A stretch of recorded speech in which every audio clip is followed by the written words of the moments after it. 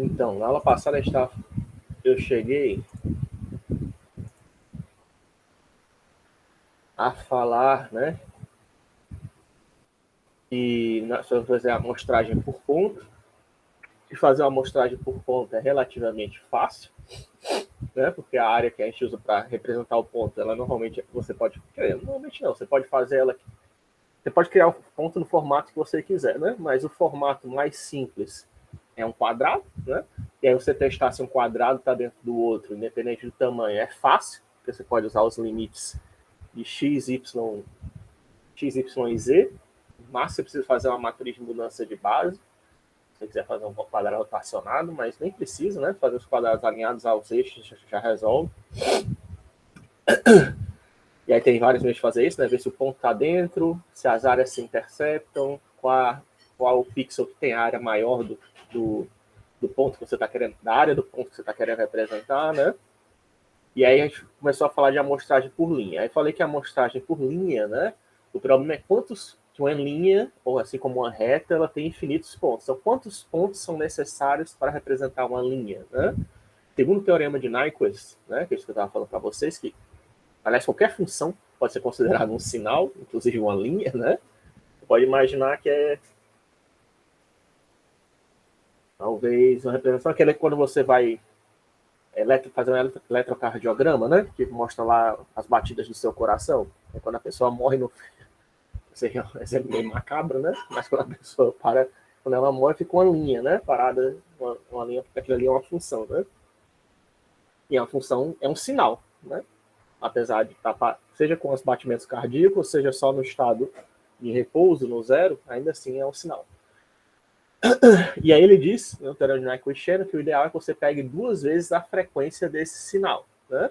Isso aí ajuda relativamente pouco, né? O que a gente pode fazer, na verdade, porque uma linha pode ser infinita, né? Tamanho infinito. Mas o segmento de reta não, né? O segmento de reta, se ele tiver um tamanho infinito, você pode usar 2 critérios, né? O critério que eu costumo usar, que eu já falei aos alunos no passado, é você fazer a distância, né? Qual a distância, o tamanho da linha, né? Você está querendo traçar? É 3? Então, o Terence diria para você que você precisa usar pelo menos 6 pontos para ter uma representação com anti-alias, com o menor anti-alias possível, né? Digamos assim. Ou então, que represente a função com a maior precisão, né? Claro que você pode adicionar mais pontos que isso, tá? Em questão de pixels, né? Você poderia pegar qual a distância maior, né? E usar o dobro dessa distância, que é o que o algoritmo de Shaolin Wu para traçagem de linhas faz, tá? Ele faz até o processo, ele faz inclusive por causa disso, ele já tem um anti-alinhas embutido, né? Porque na hora de traçar uma reta, ele calcula a maior distância e ele traça sempre 2 pixels por vez, né? Já produzindo anti-alias. Diferentemente do Bresner, que é um algoritmo tradicional para traçagem de linha, rasterização de linha, que só traça 1 pixel por deslocamento, né? Na direção a partir da origem da reta em direção ao final, né? Só que aí o Bresner não tem anti-alias, né? Porque tá abaixo, né, do que o teorema de Nyquist, que a amostragem de Nyquist requer, e por causa disso tem que fazer um anti-alias depois dele. Aí eu falei, será que existe falei para vocês, existe um jeito de você ter garantia, né, que você faça uma amostragem, né, que represente de forma que faça o sinal ser representado de forma única, né, com a quantidade de pontos necessárias, né, para você pegar de forma que não tenha como confundir com outra função, né, porque a alias eu falei que você tem várias funções que podem ser representadas pela mesma função, né. Existe, né? Quem descobriu isso foi o Fourier. Foi o primeiro cara que descobriu isso. O problema é que precisa de infinitos pontos, né? Não é de surpreender, né? Na verdade, não é nem um resultado surpreendente, né? Na verdade, é esperado, né? Com infinitos pontos, infinitas funções, você consegue representar qualquer função. Sendo que o surpreendente, talvez, seja que ele fez isso a partir de funções senoides, né?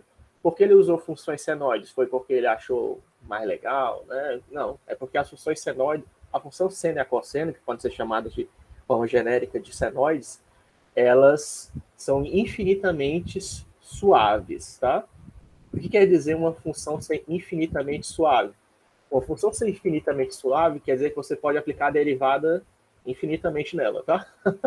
Né? Porque a derivada de cosseno é menos seno, a derivada de seno é cosseno, né? Você pode ficar aplicando derivada infinitamente, tá? Quanto mais suave a função é, mais derivadas você pode fazer, né? Você pode ver que a linha, né, por exemplo, uma reta, a derivada dela é uma constante, né? Se você aplicar a derivada de novo, fica zero, né? Porque a derivada de constante é zero. Então, a linha é pouco suave, né? Uma função de segundo grau já é um pouquinho mais suave, né? Porque você aplica x ao quadrado, dá 2x, aí aplica a derivada de novo, a segunda derivada vai dar uma constante, a terceira derivada que vai dar zero, né? Certo? Então, quanto mais suave a uma função for, mais derivadas você tem. Aí, por isso, né, não faz perfeito sentido, né, o que o Fourier descobriu e foi capaz de provar, que para você poder representar qualquer função, tá? Seja um D, 2D, 3D, ND, né? Qualquer função, você pode representar pelo somatório de funções senoides, que são funções infinitamente suaves, no infinito, né? Isso seria mais uma curiosidade matemática, talvez. Seria mais apenas uma curiosidade matemática, né? Se a gente não tivesse descobrido a versão discreta, né? Se não fosse descoberta a versão discreta. Na versão discreta, você não precisa ir até o infinito, né? A transformada discreta de Fourier, e você consegue representar o sinal de forma exata, tá? Mas basicamente o que você faz? A gente usa para a gente poder fazer isso, para cada ponto do sinal, a gente usa cada ponto do sinal como uma combinação de todos os outros pontos que existem no sinal. Certo? É assim que a transformada discreta funciona. Cada ponto do sinal é uma combinação de todos os pontos que estão no sinal. E qual a diferença, né, dessas combinações? Quem dá o peso é justamente a frequência do sinal, né? Porque quando a gente aplica a transformada, a frequência do ponto que a gente está querendo converter, né? A transformada de Fourier, ela atua fazendo... Por que é esse nome de transformada, né? Transformada é porque a gente está fazendo uma mudança de espaço, tá? Não é uma mudança de base, tá? Porque a mudança de base, teoricamente não, você ainda está no mesmo sistema, né, que utiliza as mesmas regras, né, vamos dizer assim.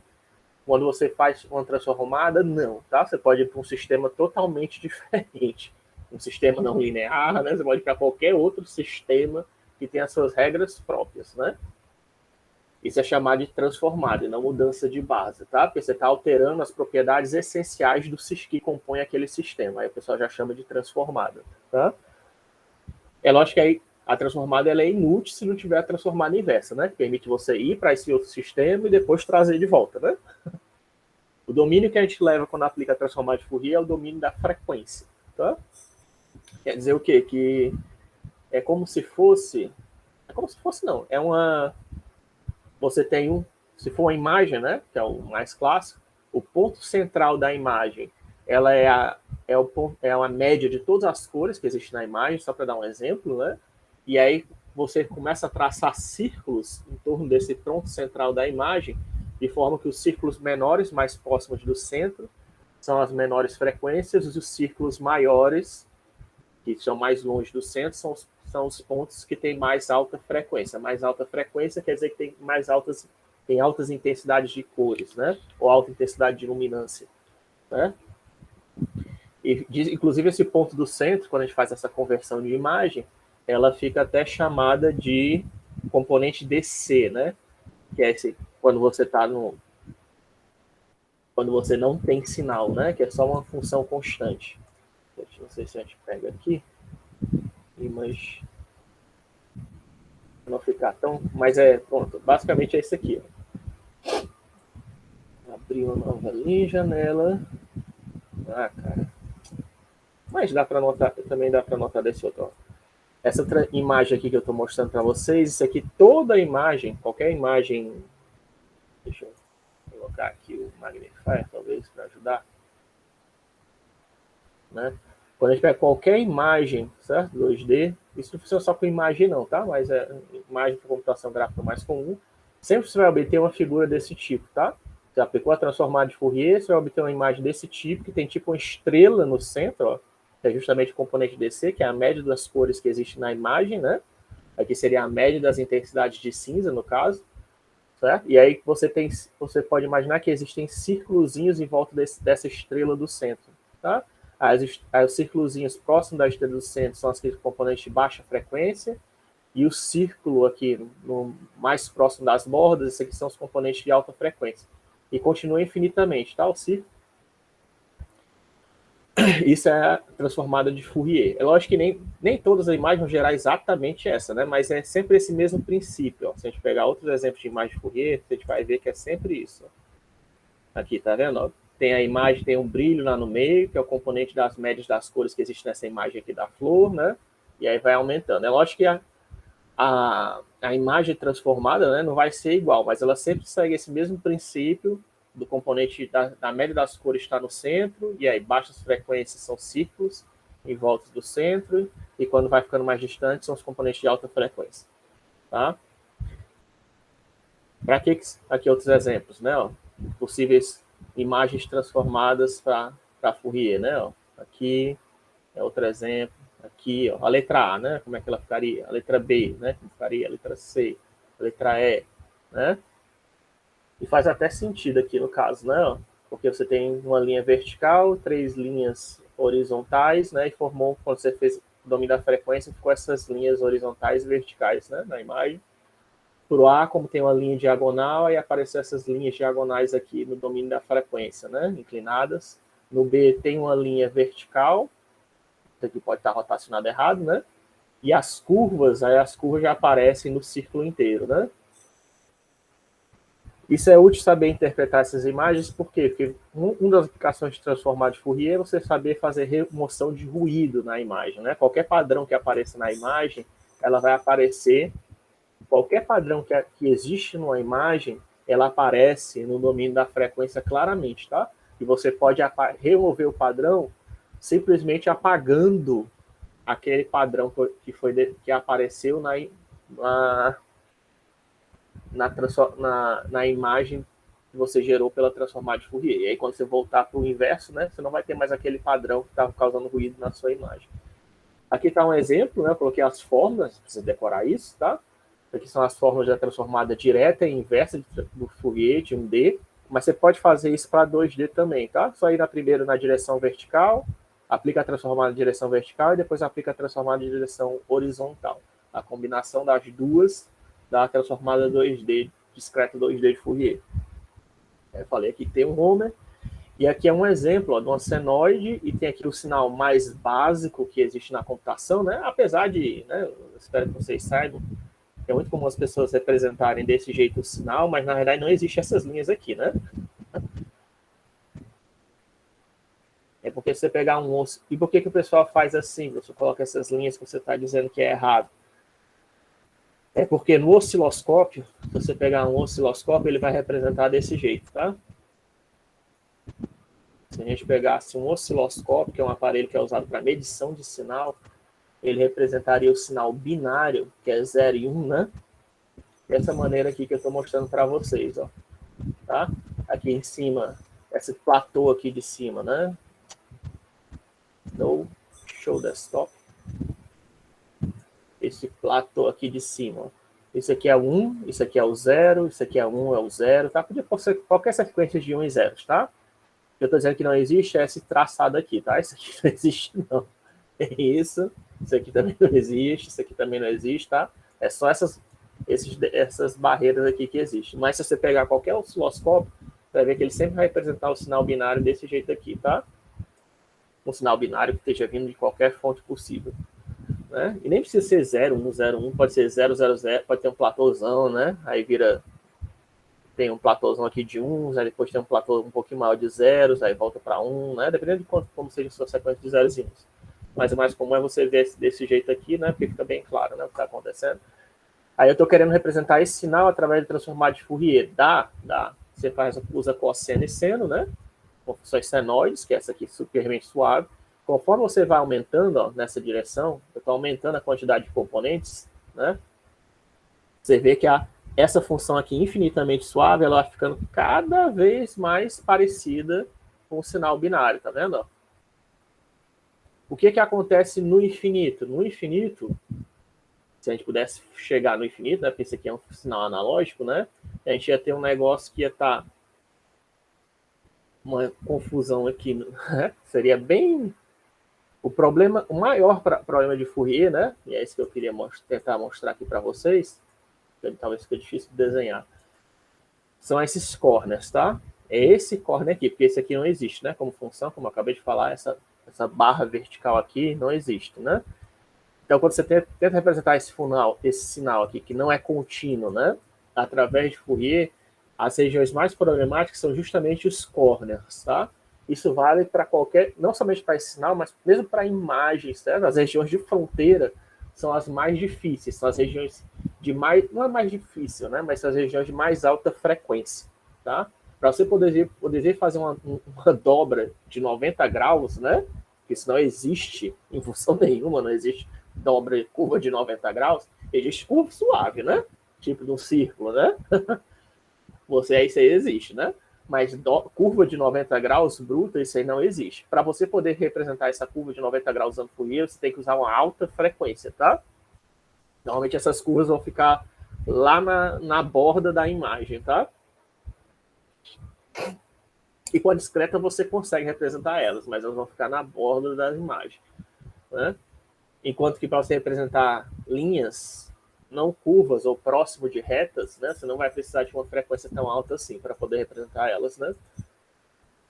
Eu sei que aqui ainda está abaixo, tá? Dá para ficar melhor. Aqui você vai ficar praticamente com a reta, né? Aqui, aqui, nos platôs, né?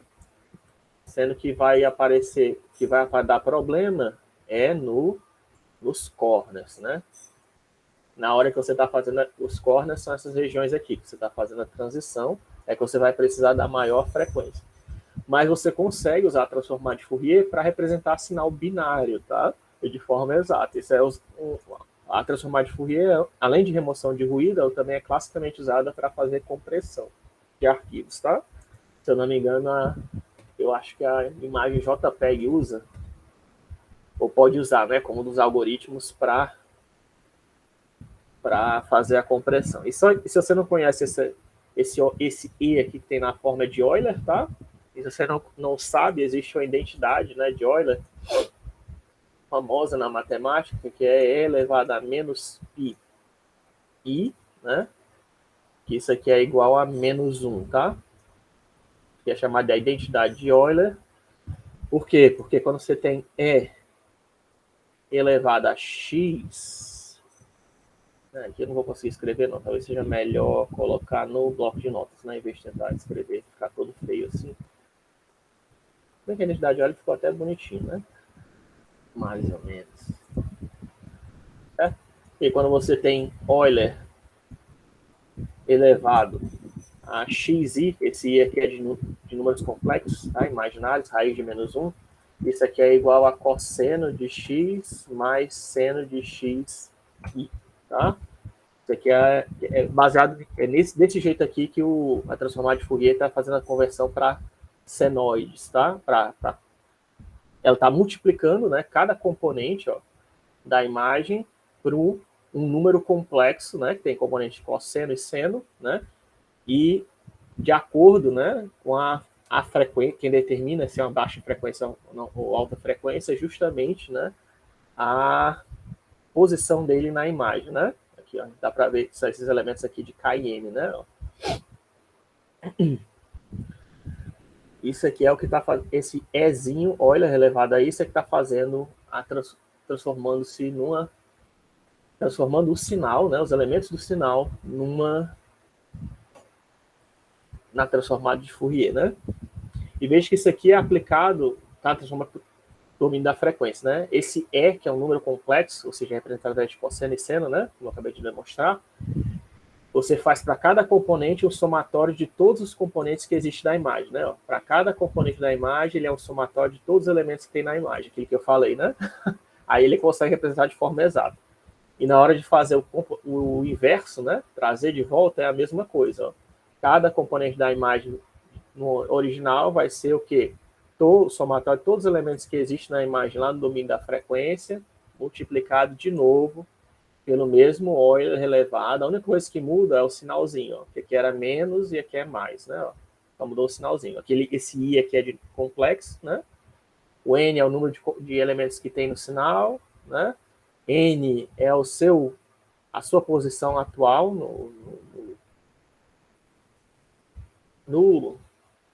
na imagem, e K é a posição do sinal na imagem que você está querendo somar, né? K e N, né? Só que a N é uma constante, né, para cada elemento do sinal, e K é o que está variando, né, na verdade. Então, N é uma constante, I é os complexos, 2 vezes I. Isso é só para fazer com que o sinal seja todo variável de 360 graus, né, do círculo, né, de rotações, para aumentar ou diminuir a frequência, né, faz sentido. O que varia mesmo é o K, né? E o N também é uma constante, que é o número de elementos que você tem no sinal. E aí você faz a média, né? Ó, na hora de você estar fazendo a inversa, né? Como você somou todos os caras aqui na ida, né? Você vai na volta, você faz a média de todos os caras que você somou na ida, né? Para você poder voltar, além de trocar o sinal, né? Só isso. Eu demorei um pouquinho mais de falar do Fourier aqui, porque ele tem, como eu disse, tem mais de uma aplicação, tá? Não é só na computação gráfica que é usada, não. Apesar de eu sei que Fourier, apesar disso, não, é mencionado muito en passant. Se é mencionado em outras disciplinas da computação, é sempre mencionado en passant, né? Então, estou tentando dar um pouquinho mais de tempo para vocês terem pelo menos uma noção maior, né? É lógico que quando você for usar isso numa biblioteca, vai ser aquela função, né? DFT, ou então DFT ou IDFT, geralmente, né? DFT é de Discrete Fourier Transformation, ou Inverse Discrete Fourier Transformation, né? Mas só que para você poder usar isso, tem que ter uma noção do que você está fazendo, né? Esse aqui é o algoritmo de Breslow, né? Que é o clássico que eu estava querendo falar para vocês, que é usado, implementado em toda a placa de vídeo, tem o Breslow. Ele é recomendado, inclusive, pela documentação oficial mais nova do OpenGL, inclusive do Vulkan eu não olhei ainda, né? Vou dar uma olhada depois na do Vulkan. Mas pelo menos na versão mais nova do OpenGL ainda recomenda, certo? O Breslow, um algoritmo de traçagem de linhas, né?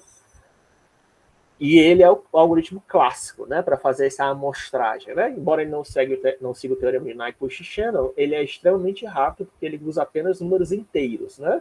E como é que ele funciona? Ele calcula a derivada, né? Você sabe que a derivada de uma, como eu acabei de falar para vocês agora há pouco, a derivada de uma reta é uma constante, né? E tem mais uma coisa legal, né? Que derivada de retas, independente da reta que for, porque a definição de derivada, o que é, né? Que você tem que pegar a menor variação, né? No menor espaço possível da função, né? Você pega qual é a relação entre a variação da função, né, de dx e dy, como é que y varia com relação a x num espaço infinitamente pequeno, né? Isso é a definição de derivada. Só que, quando você está falando com retas, né, não importa, né, na verdade, isso, né, porque a reta ela é constante, né, é uma função constante, inclinada que seja, né, porque constante normalmente é só quando está paralela a um dos eixos, né? Mas, enfim, independente disso, é uma função constante, quer dizer que a derivada é sempre 3, você não precisa pegar um pedaço infinitamente pequeno, tá? Você pode pegar... Isso é exclusivamente para funções lineares, tá? Para funções retas, você pode descobrir que é a derivada pegando qualquer ponto da função. 2 pontos da função, independente da distância que eles estejam, tá? Isso só vale para retas. Para outras funções, você tem que pegar... Até você pode, né, fazer isso para outras funções, mas fica um chute muito ruim, né? Se você pega, sei lá, a função quadrática, né? Aí eu pego um ponto aqui e um ponto aqui, né? Aí você traça essa reta aqui é uma aproximação muito ruim dessa curva aqui, né? O ideal é que você pegue intervalos cada vez menores, né? É isso que eu estou querendo falar para vocês, tá? Se você pega, assim, 2 pontinhos aqui próximos, né? Aí essa derivada aqui, ó, aproxima bem essa região que eu estou querendo aproximar, né? Ó. Tô aproximando bem, né? dá para ser de forma exata, né? O ponto onde eu estou calculando a derivada, e pontos próximos do ponto onde eu estou calculando a derivada ainda é uma boa aproximação, tá? Agora, se eu pego pontos distantes, né? E faço a cálculo da derivada, aí isso aqui é uma má aproximação, tá? Não aproxima nem corretamente onde ela está, nem valores próximos estão sendo aproximados de forma corretamente, né? Porque valores próximos vão andar em cima dessa reta, né? Não tem nada a ver para onde é que a função está indo. Na verdade, a função está indo aqui para cima, né? No caso, certo?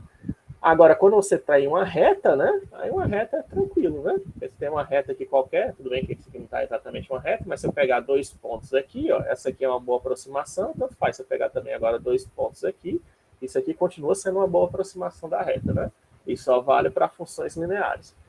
E é o que o Bressenham fez, né? Então vamos fazer assim, eu sei qual é o ponto de origem, né? Onde eu estou querendo traçar a minha reta, ela seja qualquer, sei qual é o meu ponto de destino, né? E aí o que eu faço? Eu calculo a derivada, né? Fazendo só x de destino menos x da origem, y de destino e y de origem, né? Isso aqui é o dx e dy, né? Então justamente seriam a derivada seria a relação entre dy com dx, né? Só para vocês lembrarem, é dy sobre dx. Isso aqui calcularia. Oh, coisa feia, né, Rafael? Pelo amor de Deus, faz um esforço. Aqui dy, né? Sobre dx. Isso aqui é a derivada, né? Você poderia calcular a derivada, né? Pegando aqui um intervalo pequeno, infinitamente pequeno para x, né? E calculando os valores correspondentes para x0 e x1, você descobriria a derivada, uma aproximação da derivada, né? Depende de como próximo esses pontos estão, né? Se for infinitamente, né? Se estiver calculando a derivada mesmo, vai ser exato, né? Senão vai ser uma aproximação. É o que o Bressenham faz, ele calcula quem é dx e dy, só que ele não faz a divisão, né? Porque senão, se fizesse a divisão, já sairia dos números inteiros, né? E ele calcula d, né? 2 vezes dy menos dx, para determinar se você está para calcular a distância do ponto que a gente está querendo traçar e o pixel que a gente vai pintar. Tá? Esse aqui que é o ponto-chave do Bressenham, é fazer isso aqui, tá? 2 vezes dy menos dx. Né? E aí esse aqui é o chute inicial, é o valor inicial, né? Que ele coloca. E quando os pontos, professores, os pontos não necessariamente, né, de origem e destino, eles vão estar. O ponto de origem e destino aqui pode ser ponto flutuante, não pode? Pode. Só que aí você pode usar o algoritmo de ponto, né, de amostragem de ponto, para pegar quem seria o ponto inicial e o final. Tá? Aí você pode fazer isso como? Né? Um jeito mais básico é fazer floor, né? Você fazer um arredondamento para baixo. Mas tem várias maneiras de você fazer isso. Você pode pegar, né, da metade, faz um round, né, também, se você quiser. Pode fazer floor, say or round, para pegar quem é o ponto inicial e final, antes de traçar a linha, né? Ou então você pode deixar não fazer isso e só fazer o arredondamento aqui, né? Antes de fazer o dx e dy, né? Porque esse aqui tem que ser valores inteiros, né?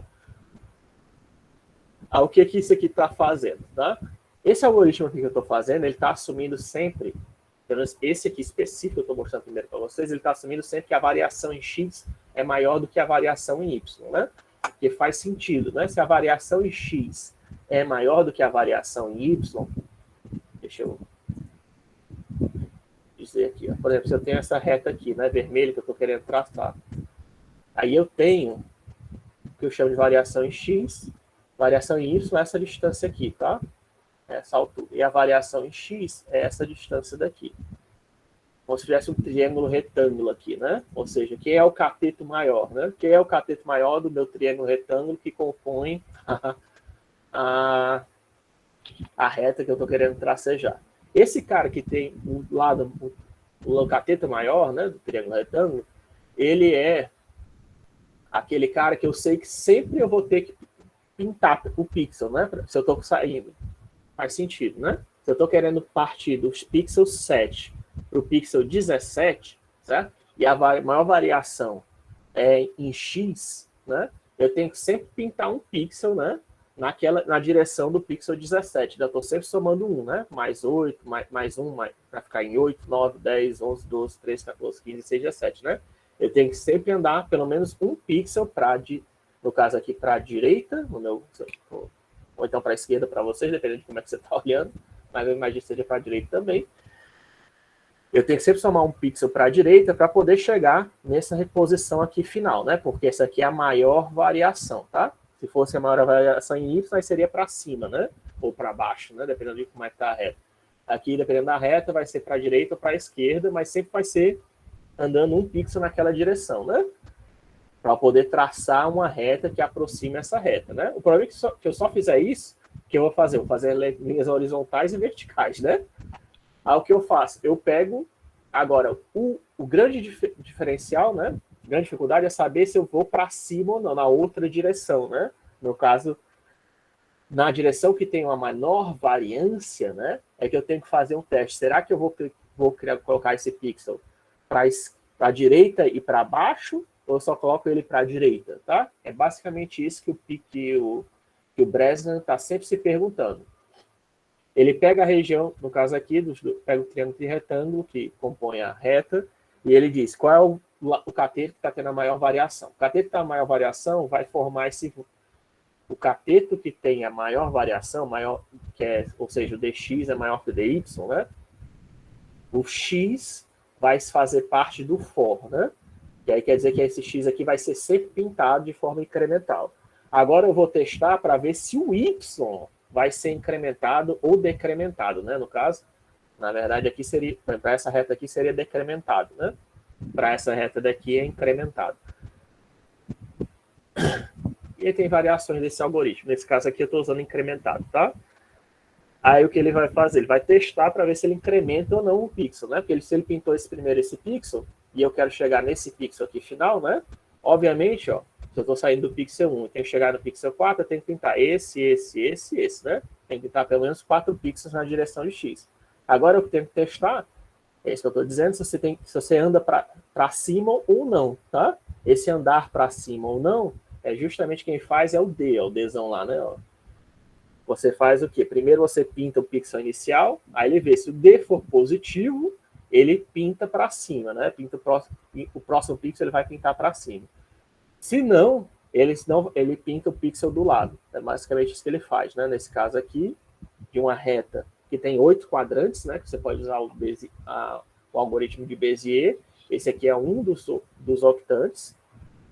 Esse algoritmo aqui é para um dos octantes, né? Que é para o que tem a maior variação em X e a variação em Y é positiva. E aí o que a gente está fazendo, nesse caso aqui, para esse octante, ele tem que sempre estar testando se o algoritmo vai para cima ou não, né? Eu sempre pinto o algoritmo para a direita, mas é direita para cima ou é só direita, né?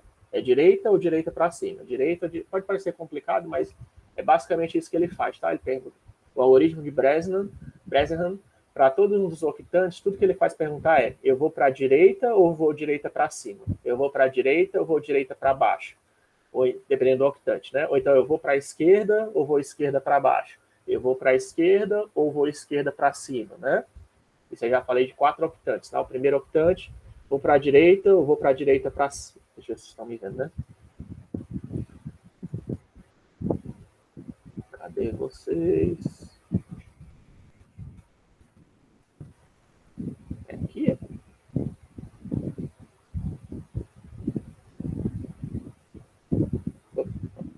Deixa eu tirar esse negócio.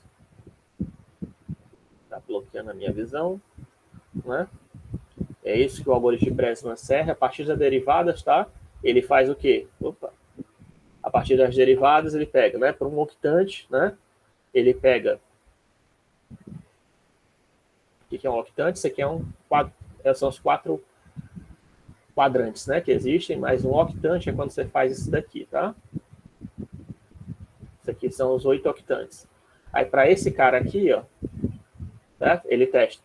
Eu vou pintar o pixel da direita ou direita para cima, tá? Esse cara aqui, deixa eu... Essas regiões aqui são as regiões que a variação é maior em X, tá? E essas regiões aqui são as regiões que a variação é maior em Y. Tá? Quer dizer que está mais próximo de y, a reta vai estar mais próximo de y do que vai estar mais próximo do eixo x, tá? E essas regiões aqui são as regiões em que a reta está mais próxima do eixo x do que está mais próximo do que está do eixo y, né? E exatamente na linha de 45 graus, professor, o que é ali? Aí é trivial, né? Você pode usar qualquer um dos algoritmos para atravessar ela, porque é só pintar exatamente você sempre pegar um pixel para cima, sempre pegar o pixel na diagonal, né? É sempre pegar o pixel da diagonal. Está dando na diagonal. Não tem, você nem fazer para isso. Mas você poderia usar qualquer um dos 8 algoritmos de Bresnan para fazer isso, para esses caras aqui das diagonais, tá?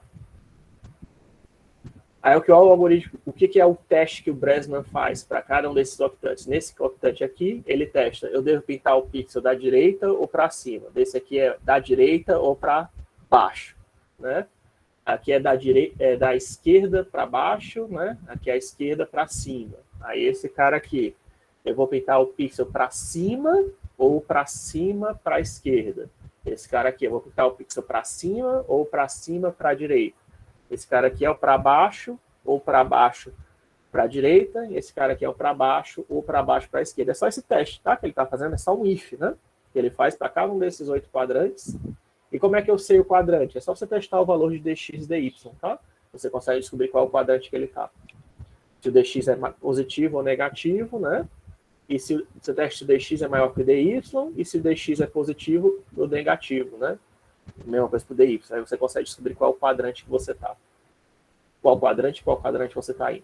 Qual octante, né, que você está andando.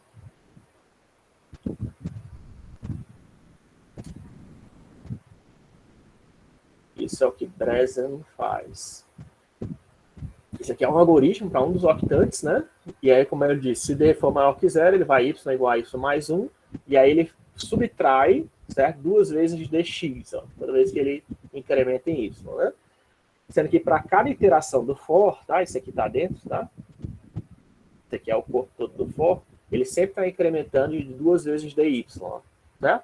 Ele sempre incrementa 2 vezes dy, e subtrai 2 vezes dx quando você anda na direção de y, tá? Eu sei que pode parecer estranho, né? Eu sei que ele, a princípio, parece estranho, esse algoritmo. Mas faz mais... Isso aí depende da sua noção de matemática também, tá? E eu sei, como eu sei que a maioria, às vezes, de nós não tem... Às vezes não tem... Pode ter dado a sorte de não ter esses fundamentos bem fixos, né? Mas uma derivada, certo? Ela é dy sobre dx. Quando você pega qualquer número de dy que faz essa divisão, tá? O que a gente está fazendo é subtraindo dx infinitas vezes, tá? É isso aqui, é isso que a gente está fazendo. Quando a gente pega um número 5 dividido por 2, o que é 5 dividido por 2? Quer dizer que eu estou subtraindo 2 duas vezes de 5, tá? Não é, ó? 5 dividido por 2 dá 2,5, né? Mas por que dá 2,5, professor, então? Você subtrai o 2 duas vezes, né? E subtrai o número 0,25 vezes. Por isso que faz dar número 2,5, tá? 5 dividido por 2 quer dizer o quê? Vai dar 2,5. O que quer dizer esse 2,5, né? Esse 2,5 quer dizer que você pegou 5 menos 2 vezes 2, ó, tá? Subtraiu 2 duas vezes de 5 e depois subtraiu 5 vezes um número 0,2, né? Tá? É isso que a gente está fazendo quando a gente faz 5 dividido por 2, né? Ó, 5 vezes 2 vezes 2 dá menos 4, né? E 5 vezes 0,2 dá 1. Aí 5 menos 4 menos 1 dá 0, né? Tá? É isso que a gente está fazendo quando a gente faz uma divisão, tá? Divisão, por isso que eu digo, você não tem essa noção, então é bom você ter, porque acho que todo mundo tem a noção, né, que multiplicar, ou se não, eu espero que você já tenha, que a noção de multiplicação multiplicação é uma potencialização da soma, né? 5 vezes 3 quer dizer que eu estou pegando o número 3 e somando 5 vezes, né? Mas uma noção que eu noto que muitos alunos não têm é que quando você pega o 5 e divide por 3, quer dizer que eu estou tentando tirar quantas vezes eu consigo tirar um número, subtrair o número 3 do número 5. Sendo que aí a divisão é um pouquinho diferente, porque a gente não para nisso, né? Você pode parar no resto, né, que seria 2, Mas eu posso continuar, né? Pegando o quê? Pegando 3 e avançando nas casas decimais. Tentando subtrair 0,3, depois 0,03, depois 0,0003. Você pode continuar isso infinitamente, tá? Isso é a única particularidade. Por isso que é mais difícil, às vezes, os alunos capturarem isso, porque tem esse detalhe, né? Mas divisão é isso, tá? Divisão é uma potencialização da subtração. Por isso que a gente está fazendo essa subtração aqui, tá? A gente está somando x, dy e está subtraindo dx de acordo com vai avançando os pixels, né? Então, subtrair 2 vezes dx quer dizer que eu estou subtraindo dois deslocamentos duas derivadas, né, do meu número, né? Eu estou sempre somando duas derivadas parciais em y e subtraindo duas derivadas parciais em x, né? Porque quando você pega uma reta, né? Se eu pego uma reta, por exemplo, 3x mais 2, isso aqui é a reta, né? A derivada dela, isso aqui é y, tá? A derivada dessa reta daqui, que às vezes o pessoal representa assim, né? Ela é igual aqui a 3, né? Então, se eu estou no ponto e igual a 1, é bom talvez colocar o magnifier, né? Certo? Isso aqui é quando a gente faz 5 dividido por 2, que dá 2,5, quer dizer que eu subtraí o quê? Ó? Subtraí o 2 duas vezes e depois subtraí o 0,2 5 vezes de 5, tá? Até chegar em 0, tá? O que é esse 0 aqui? É o resto zero, tá? Você quer chegar no resto zero, então você pode parar antes, né?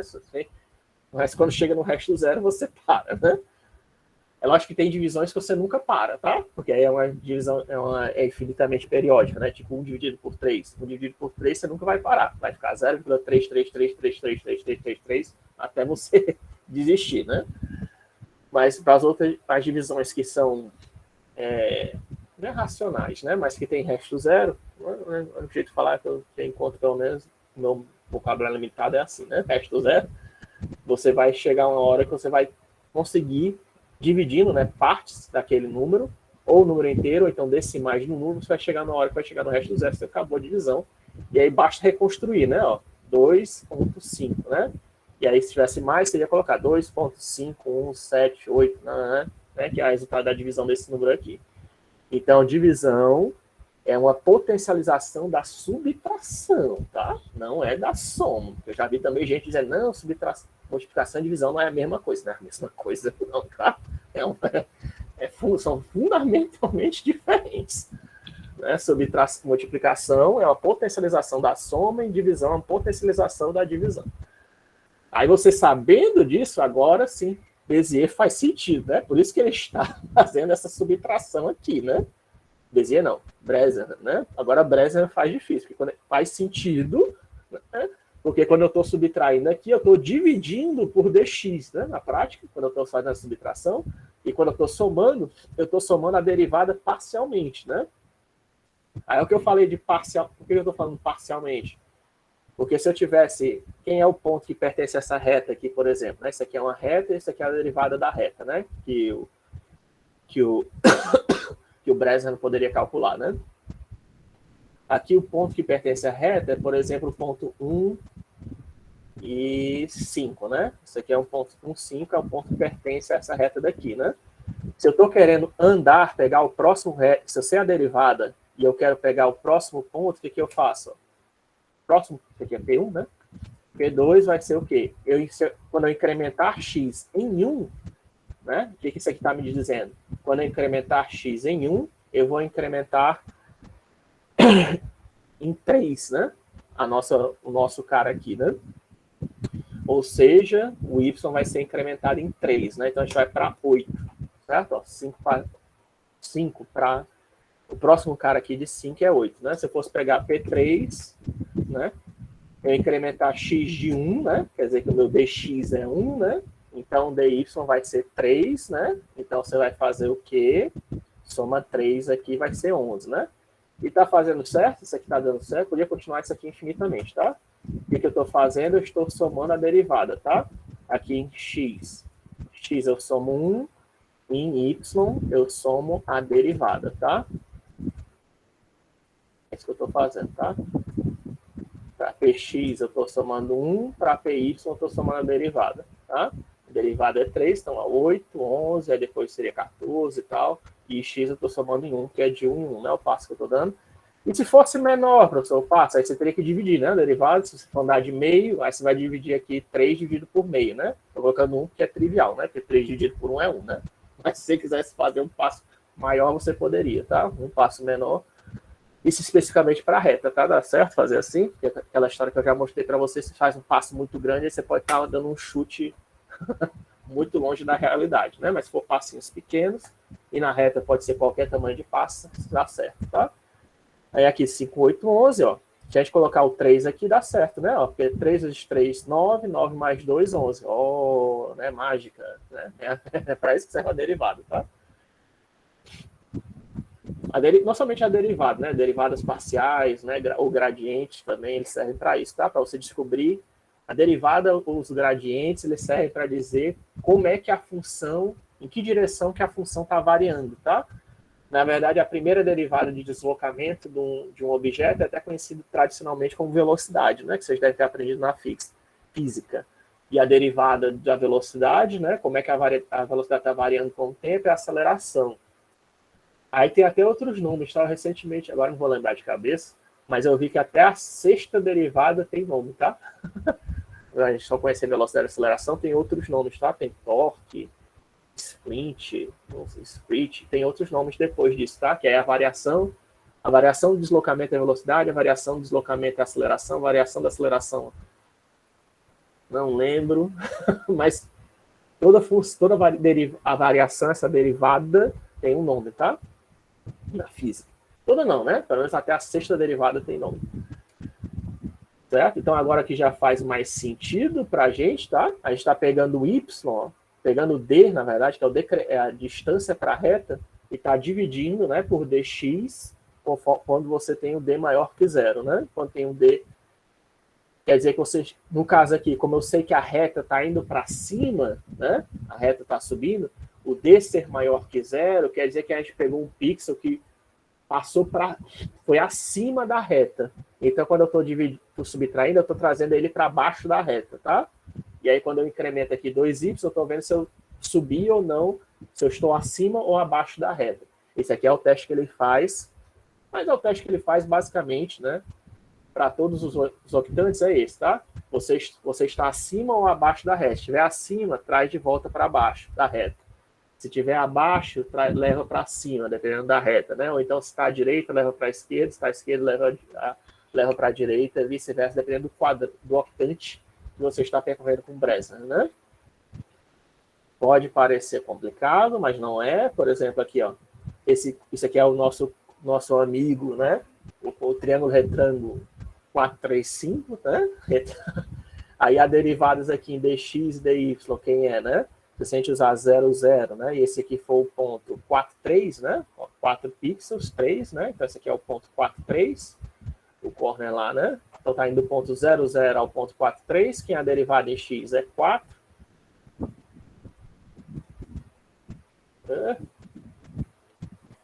Quer dizer que a derivada em x... Deixa eu ver quanto tempo ainda tem já. Ah, tem bastante. A derivada em x é 4, tá certo? A derivada de y, para esse exemplo aqui, tá? Que eu estou fazendo. A derivada em y é 3, né? Aí quem é o d inicial? O d inicial é 2 vezes dy menos dx, quer dizer, 2 vezes 3 dá 6, menos 4 dá 2, né? Quer dizer, o que ele fez aqui? Se ele só colocou 2dy menos dx, quer dizer que a gente somou uma derivada, né? Somou uma derivada inteira, dy dividido por dx, considerando que dx é 1, né?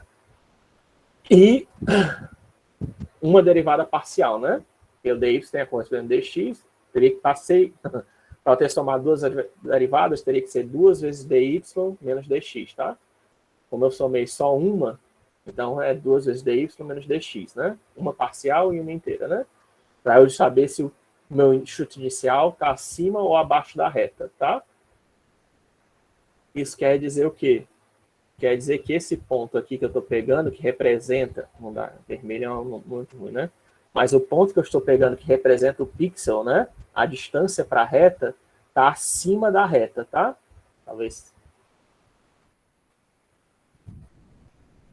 Como é um número inteiro, né?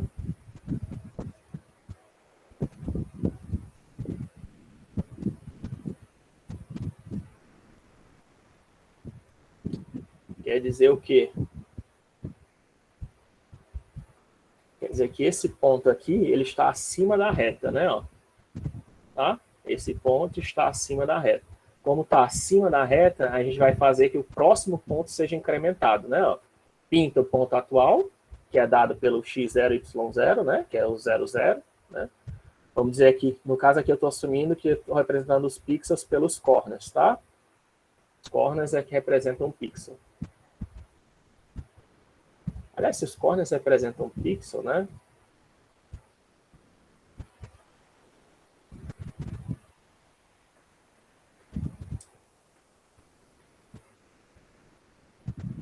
Mas tanto faz, né? Porque a reta não depende da distância para a derivada, então não vai ter problema não.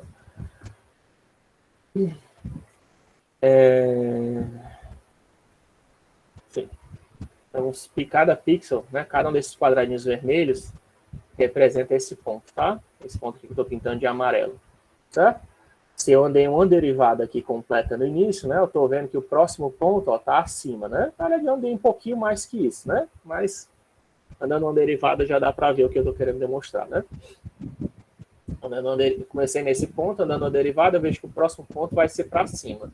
Como o próximo ponto vai ser para cima, quer dizer que a pergunta que ele vai fazer aqui dentro, né? Se eu devo ir para direita ou direita para cima, vai ser respondida com direita para cima, né? Porque o ponto está acima da reta, né? Então, aqui vai dar 2, né? É positivo, né? O y é igual a y0, obviamente, né? Que nem eu acabei de mostrar para vocês com a questão de pontos, né? Que pega ponto da função, né? Da reta. Comecei com 1, 3, não foi? Para aquela... Acabei de mostrar aqui, né? 1, 5, no caso aqui, para essa reta 3x2, né? A mesma coisa aqui para a nossa reta, né? Eu sei quem é o ponto final que eu estou querendo entrar, o ponto inicial, e quem é o ponto final, né? No caso aqui é 0, 0, e aqui é o ponto 0, 0, e aqui é o ponto 4, 3, tá? Aí dx é 4, dy é 3, 2 vezes dy é 2, né? Aqui o dy igual a y0 vai ser 0. Aí o que ele faz? Faz um for, né? Porque é nesse octante o valor de x, ó, dx é maior do que dy, quer dizer que eu estou no octante positivo, né? Menor do que 45, abaixo da reta de 45 graus. No octante, né? Positivo, positivo, em que o dx é mais próximo do eixo x do que do eixo y. Aí eu pinto o ponto inicial, que no caso aqui é 0, 0, e é correspondente a esse pixel, né? E aí eu vejo que o próximo pixel, como d é maior do que 0, né? Eu vou fazer o quê? Vou incrementar y1, né? Esse plot aqui é só para pintando o pixel, tá? O plot só faz pintar o pixel. Vou fazer y igual a y1. Então agora o y vai valer 1, né? Começou com 0, agora o y vale 1. E o nosso d, que estava em 2, vai subtrair agora menos 2 vezes dx, né? Quer dizer que vai ficar, está subtraindo, somou uma derivada, mas agora está de novo uma derivada parcial, né? Na direção de x agora, em vez de na direção de y. Vai ficar o quê? 2 vezes dx, que vai ficar menos 8, né? Menos 8, 2 menos 8 dá menos 6, né? Certo?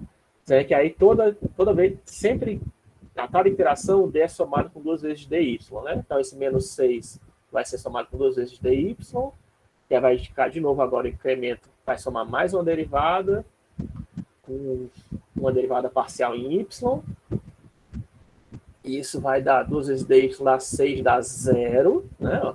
Que vai somar 2 vezes 3, 6, 0, né? Aí vai para o próximo ponto. Para o próximo ponto, né? Ele vai plotar o quê? Vai plotar esse cara aqui, né? Esse cara aqui é desenhado, né? E aí ele quer testar agora o próximo, né? O próximo pixel, né? O próximo ponto. Ele está aonde? Está abaixo ou acima da reta, né? Ele está abaixo, né? Ó. Aqui o ponto ó, do pixel está abaixo, né? Da reta. Ó. Então o que ele faz? Ó, 0, é menor do que zero, né? Quer dizer, zero é diferente, zero é igual a zero, né? Mas não é maior do que zero. Então, ele vai fazer o quê? Ele vai pintar o pixel do lado, né? Então, ele não vai fazer nada nesse caso aqui, nessa iteração, e só vai subtrair agora de novo, vai somar, né? Perdão, 2 vezes dy, né? Que vai dar 6. Então, aqui vai ficar 6 na próxima iteração, né? E aí, na última iteração, vai pintar esse cara, né? Agora. Aí vai ver agora como a gente está em 6, né? 6 é maior do que 0, quer dizer que agora o próximo pixel está acima, né? E ele vai incrementar, né? O próximo pixel está aqui. E ele vai incrementar o y igual a y1, né? Vai ficar agora, vai pintar esse cara aqui, né? Que vai ficar 6, 6 menos 6 vai voltar de novo agora para 0, né? Certo? E aí ele pintou esses 4 aqui. Agora, só alguns detalhes, né? Ou seja, só usa números inteiros, né? Não tem nenhum número de ponto flutuante. É um algoritmo trivial. Algumas coisas você pode ter reparado. Ah, professor, mas eu poderia ter feito aqui D maior ou igual a 0, não poderia? Poderia, tá? Então, isso aí não é uma regra que aqui seja D maior do que 0, tá? Dependendo se o cara que está implementando o algoritmo usou D maior, D igual a 0, D maior igual a 0, ele pode pintar tanto o pixel para cima como o pixel para baixo, né? Ou seja, a representação dessa reta daqui, né? A representação dessa reta, ela não é única. Se lembra, ela não está seguindo o teorema de Nyquist-Shannon, tá? Então, existe mais de uma representação para a reta. Existe uma representação, dependendo da implementação que você usar para Bézier, ele pode pintar esse pixel aqui de cima e esse pixel aqui, tá? São as duas possíveis representações, tá? Ele pintar esse pixel ao invés de pintar esse pixel aqui de baixo, devido a esse maior igual ou maior igual a 0, né? Porque ser igual a 0 quer dizer que a gente está com ponto, na verdade, exatamente em cima da reta, tá? Quando a gente andou aquela derivada parcial, né? A gente acabou num ponto em cima da reta. Aí o ponto em cima da reta, você pode pintar tanto acima como abaixo, né? E aí você poderia pintar tanto esse pixel aqui de cima como esse pixel de baixo, tá? Se você achou estranho, quando eu mostrei isso daqui, que você pensou, ué, mas o pixel não devia estar acima, né? É por causa disso, tá? E dependendo de como você implementar como o Breslin, ele não tem anti-alias, ele tem mais um possível de representação da reta. Então, essa mesma reta aqui, que são esses 4 quadrados vermelhos que eu pintei, também poderia ser representada por esses 4 quadrados aqui, ó. Esse aqui de cima e o do lado, tá? Aí tanto faz, tá? Aí depende da sua implementação. Quem é que tira essa dubiedade? O algoritmo de Shaolin-Wu, né? Ele tira essa dubiedade porque ele está sempre pintando 2 pixels. Então, o algoritmo de Shaolin-Wu provavelmente pintaria esses 2 pixels daqui, tá? Agora, ele também pintaria 2 pixels aqui também, aqui eu acho que talvez... Ele sempre pinta 2 pixels, né? Ele pintaria 2 pixels aqui, 2 pixels aqui, 2 pixels aqui, 2 pixels aqui. O que varia é a intensidade, é a distribuição de cores, tá? Que ele faz. Os pixels não são pintados, no caso aqui no Breslin, eu pintei tudo de vermelho. Se fosse um algoritmo de Shaolin-Wu, o que ele faria? Ele colocaria tipo 70% de vermelho para esse pixel e 30% de vermelho. Na verdade, nesse caso aqui, como está em cima da reta, né? Que é um caso extremo, o que ele faria? 50% de vermelho para o cara de cima e 50% de vermelho para o cara de baixo, né? Igualmente distribuído. E dependendo das outras posições da reta, ele varia, né? 70% de vermelho, 30% de vermelho, sei lá, 90% de vermelho, 10% de vermelho, dependendo se o pixel está mais próximo ou mais longe da reta, né? Essa é a ideia do Shaolin-Wu, tá? Mas o Shaolin-Wu, ele usa números do algoritmo, usa números de pontos flutuantes, né? Não é tão rápido como o Breslin, tá? O Breslin tem esse problema de ter alias, né? De ter mais de uma função que pode representar a mesma reta, mas a vantagem dele é que ele é extremamente rápido, tá? Extremamente rápido. Aí aquilo que eu estava falando para vocês, aqui os 8 octantes que eu falei para vocês, ó, como é que eu sei em que posição que ele está, tá?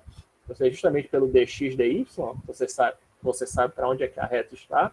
Se o dx é maior do que dy, ou se dy é maior que dx, aí depois é só ver o sinal, né, de x e y.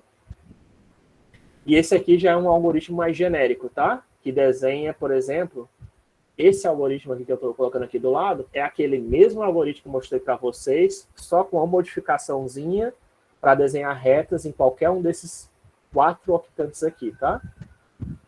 Para desenhar esse daqui, é esse mesmo algoritmo, só que você tem que trocar o dx com dy, tá? É esse mesmo algoritmo aqui, tá? Para desenhar y. Esse algoritmo aqui já seria suficiente para desenhar todas as retas em qualquer octante. A única diferença é que quando você tivesse no dy maior que dx, eu trocaria o x e o y de posição, tá? Coloco o y0 aqui em x0 e o x0 vai para o y0, tá? Aí o y1 vai no lugar do x1 e o x1 vai no lugar do y1. Na hora de fazer a chamada, né?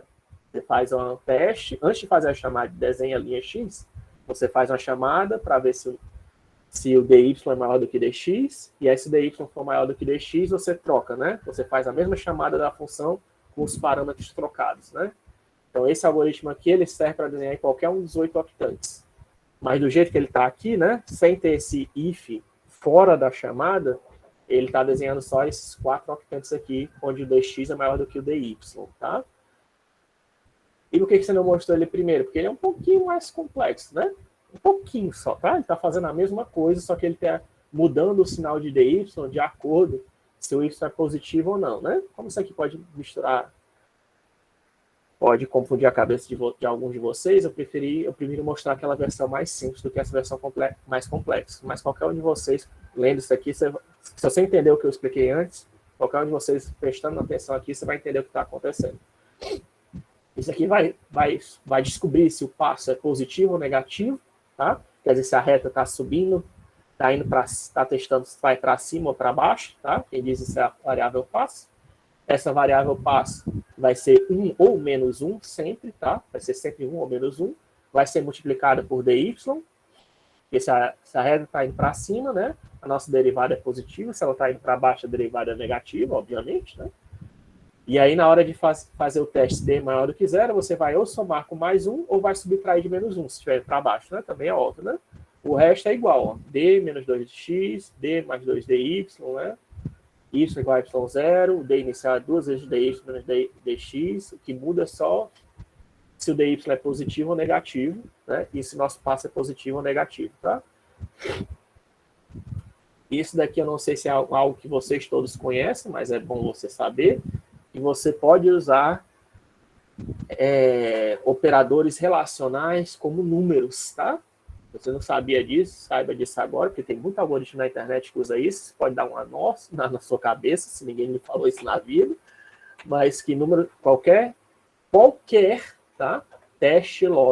Qualquer teste lógico, não somente operadores relacionados, pode ser usado dentro de uma fórmula matemática, tá? Isso não é comum de se fazer na matemática. Na matemática eles não fazem isso, não. Geralmente eles não fazem isso. Mas na computação, em algoritmos de computação, é muito comum, tá? Você ter uma expressão booleana que é usada como parte de uma fórmula aritmética, tá? De uma fórmula qualquer. E aí, qual é o valor dessa expressão booleana? É 0 ou 1, tá? Falso ou verdadeiro. Falso vai receber o valor de 0, verdadeiro vai receber o valor de 1, tá? Isso aí é dependente da linguagem. É possível fazer isso, tá? Tem isso na sua cabeça. Se você nunca viu, você pode ver isso no futuro. Principalmente naqueles códigos inline que o pessoal faz. O pessoal que usa aquele código inline, coloca todo um algoritmo numa linha só, é batata ter esse tipo de coisa, tá?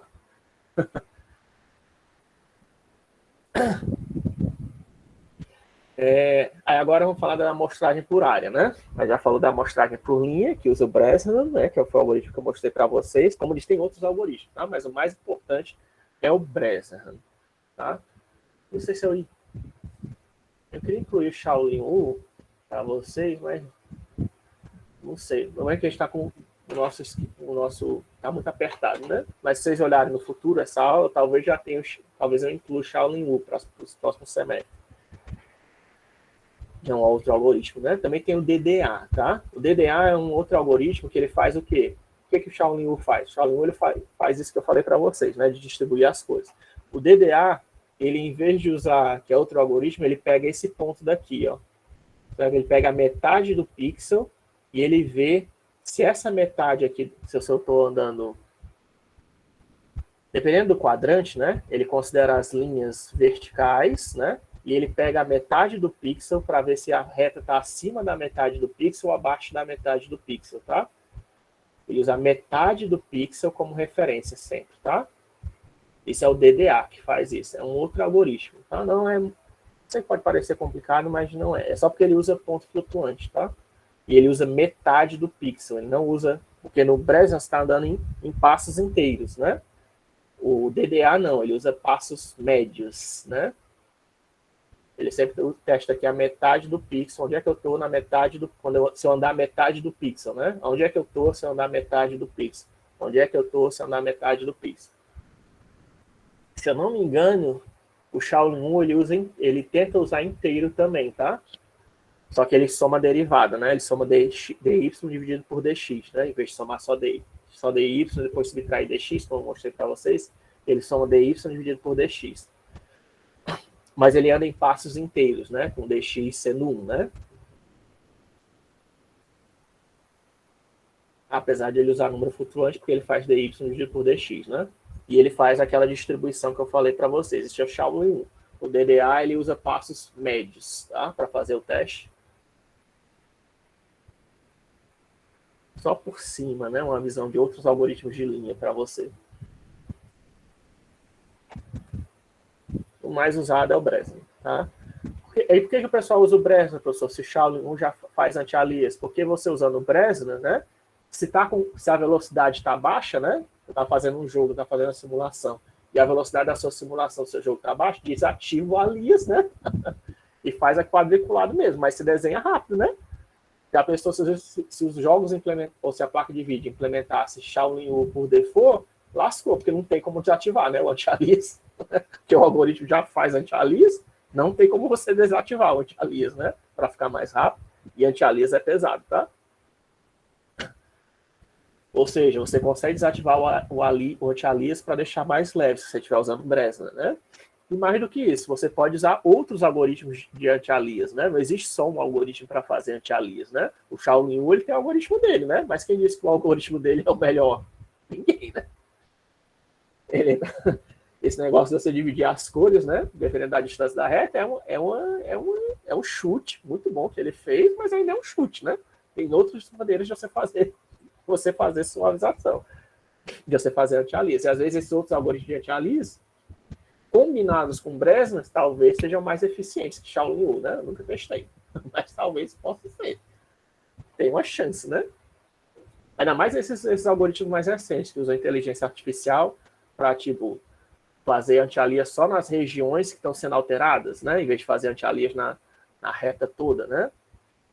Pode deixar mais rápido, né?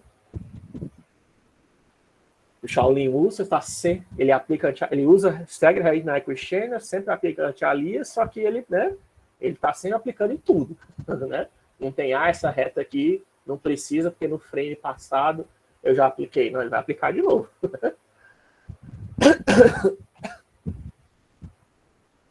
Então, por isso que Bresnan ainda é amplamente usado, tá? Bresnan. Agora a amostragem por área, né? Agora na amostragem por área, né? Nós temos aqui justamente aquele primeiro exemplo que eu mostrei para vocês já, né? Do DirectX, que ele faz a amostragem por área, né? Você coloca aqui um ponto, ele considera se o ponto está dentro ou fora do triângulo, né? Usando o algoritmo de tiro. O algoritmo de tiro, o que é o algoritmo de tiro? O algoritmo de tiro é bem simples, tá? Você sempre vai andar de forma perpendicular, paralela, né? Melhor paralela, né? Paralela a um dos eixos do seu espaço canônico, tá? Quer dizer que você vai andar de forma paralela ao eixo X, Y ou Z. E você vai pegar um ponto qualquer, tá? Você pode pegar um ponto qualquer ponto do cenário, e você vai disparar, andar, né? Numa direção, né? Em direção positiva ou negativa. O melhor é que você pegue um ponto o quê? Um ponto da sua figura, né? Porque senão você pode atirar e não acertar no objeto, né? Então você quer atirar na direção da figura.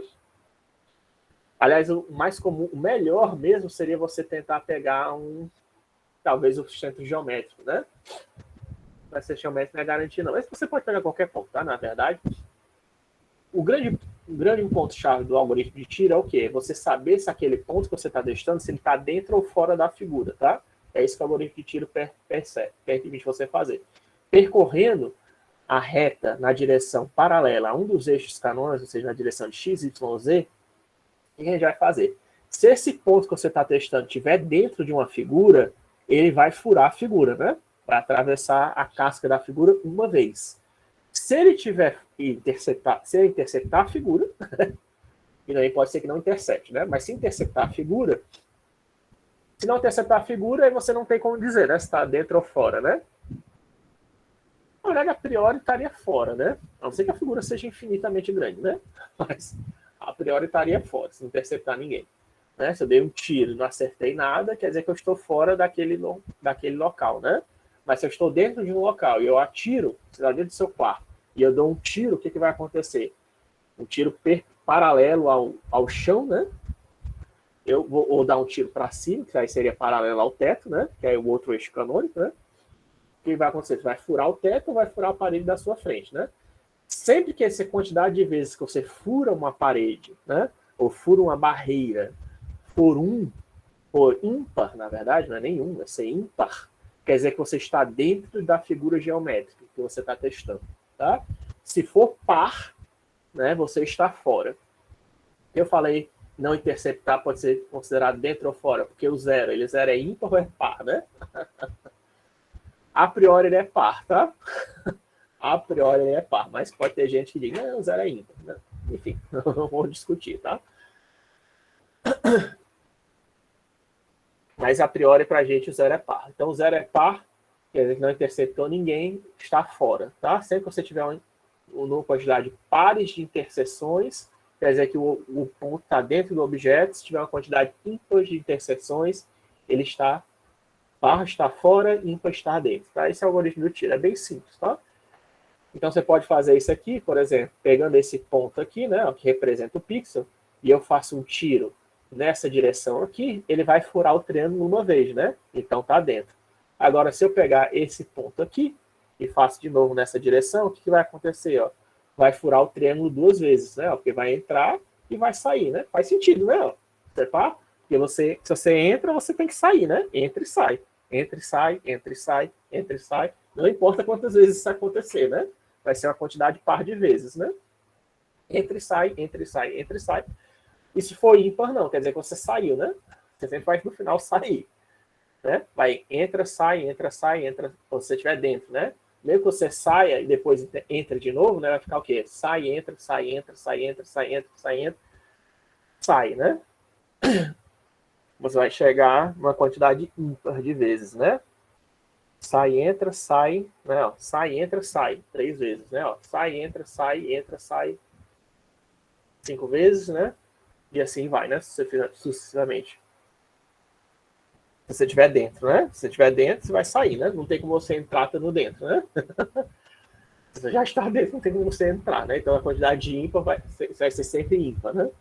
É um algoritmo, como eu disse, é um algoritmo bem simples, né? E fazer esse teste de interseção, como você está andando paralelo a um dos eixos canônicos, é fácil, tá? A interseção de reta paralela aos eixos, basta você pegasse aquele ponto, se existe um ponto naquele X que pertence à função que você está testando, né? É trivial. Então, aqui ele faz aquele teste, né? Se está dentro ou fora do polígono, né? Então está considerando a área, né?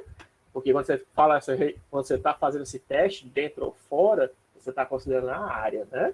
Você vê que o que eu fiz antes, né? Nos outros testes que eu fiz, eu considerei só o ponto ou só a reta que a gente estava traçando, né? Agora não, já entendo que eu estou dentro de um objeto, né?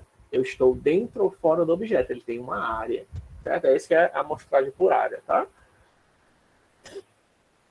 Você já tem noção do objeto em si, né? Quando você faz a amostragem por ponto, você não sabe que objeto você está pintando. Você está olhando só para o vértice ou para um ponto do objeto. Quando você faz a amostragem por reta, você não sabe também que objeto você está pintando, tá? Essa reta podia tanto... As retas que eu falei ali, né? Podia ser tanto parte de um triângulo, mas também poderia ser de um pentágono, de um hexágono, podia ser qualquer coisa, né? Agora, na amostragem por área, não. Na amostragem por área, eu já sei que eu estou dentro de um polígono, tá? Mesmo que eu não saiba qual é o polígono, eu sei que eu estou dentro de uma área, né? Eu já tenho uma noção espacial maior do que a amostragem por ponto ou a amostragem por linha. Essa é a ideia, tá?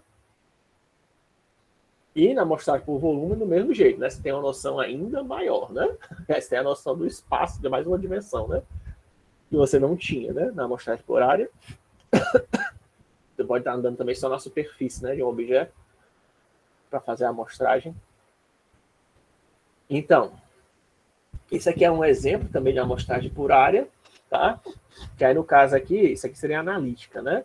Eu faço a interseção. Esse aqui são pixels, tá? Coloquei aqui, não sei se dá para ver, mas isso aqui é um pixel. Isso aqui é um pixel e esse aqui é um outro pixel, tá? Então aqui tem 2 pixels e eu tenho um triângulo, ó, que ele é menor que um pixel, tá? Que eu estou querendo pintar. É lógico que você tem um triângulo que é menor que um pixel. Eu quero pintar aquele pixel, o pixel vai ser pintado, né? Só que quando você está fazendo uma amostragem por área, né? Você não precisa pintar, não é... Ah, o triângulo é vermelho, então eu vou pintar o pixel de vermelho. O ideal não seria isso, não, tá?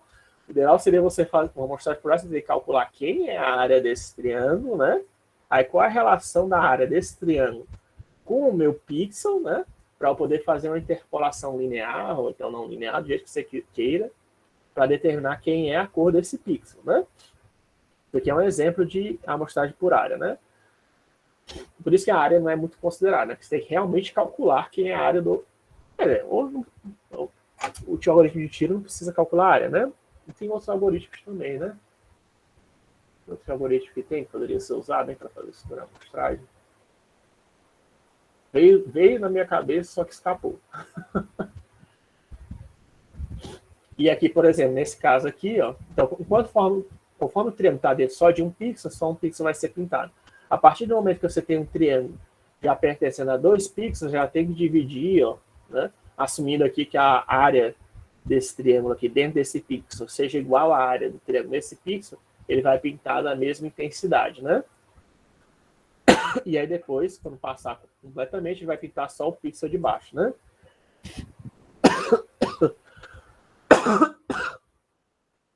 Só que tem Só que esse cálculo de área, do jeito que eu estou falando desse jeito, fazer a cálculo de área analítica, né? Você calcular a área do triângulo mesmo, isso aí é pesado para o computador, né? O que é melhor se fazer? O que é melhor se fazer, mas como o pessoal fazer, é uma ideia chamada de superamostragem. O que é a superamostragem? A superamostragem é eu pegar o pixel e dividir em subpixels, tá?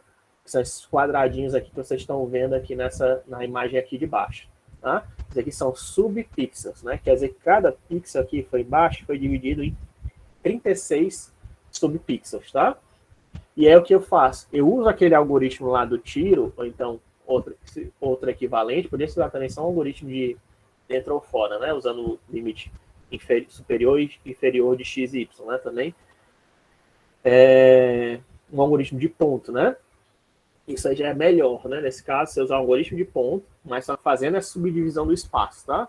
Superamostragem também é considerada por área.